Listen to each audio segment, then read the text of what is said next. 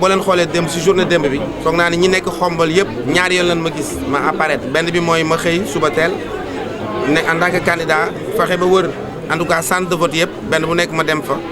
xool sama ay nit ñi ma àndal kenn ku nekk xool ndax mi ngi si conditions yu baax pour mun a journée bi continuer ko ci ni mu gën a ëpp ayib mais aussi fexe ba constater comme ak ñëpp ndax dispositif électoral bi ñu mettre sur place yëpp ndax lépp mucc na ayib te loolu yàlla dogal na gis nañ ko ñu ñëpp bàyyi nañ si xel xam nañ ni lépp loo xamante ni moo nekkoon en tout cas dispositif électoral bi ñu waroon a def ci organiser ay élections lépp mucc na ayib à part am na quelques bureaux yoo xawoon na yéex a commencé. ñëw ci sama bureau de vote voté bi ma voté wee foog naa ni boobu laa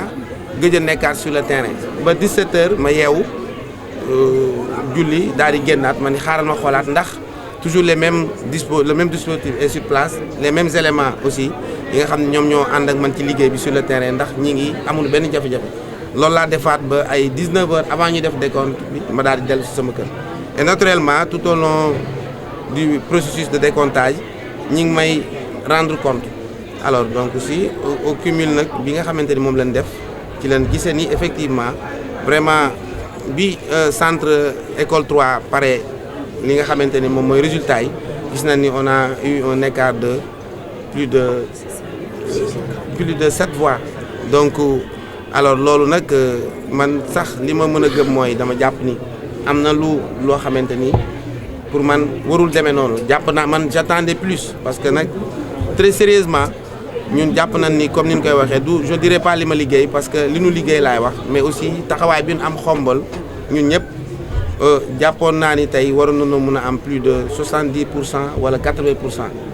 donc maintenant élection locale day élection locale donc l'essentiel pour la première fois mu nekk raw gàddu donc benn voix seulement suffit donc su yàlla dogalee ñu am une différence de 7 voix ñu rawee ko l'autre coalition donc ñi nekk fii di créer victoire ñun ñuy créer victoire je pense que ni am na organisme boo xamante ni moom mooy régler loolu donc commission départementale bi nga xamante ni ñooy joxe résultats yi au finish ñoom dinañ wax les bons résultats mais ñun moom jàpp na ni incha allah ñooy gagné te loolu am nañ ci confirmation donc. bi ñu déployer les résultats des bureaux de vote Benno Bokk Yaakaar jubilé na 30 minutes après ñu génn ci mbedd ñoom di jubilé di wax ne ñoo gagné avec un écart de 3 voix alors que c'est faux. Le candidat de la coalition Gox bu bees il est animé de mauvaise volonté. Démb il a cherché à perturber le vote dans les différents centres. Ici à l'école 3 le centre de vote de Mamadou Lamine Gueye nga xamante ni razzia moo fa am il était obligé de revenir dans l'après-midi def le tour des bureaux de vote pour retarder le vote. Il a été même cueilli par la gendarmerie pendant 45 minutes pour ñu di ko sermonner. Ça veut dire que c'est quelqu'un boo xamante ni dafa bëgg a manipuler l'opinion, perturber les élections. ñu bëgg a xamal waa Khombole que rassuré wu leen c'est Benno Bokk Yaakaar qui a gagné les élections ici à Khombole. boo joolee lépp nga def ko ci benn tableau récapitulatif mi ngi lay jox lépp Benno Bokk Yaakaar am na 3424 voix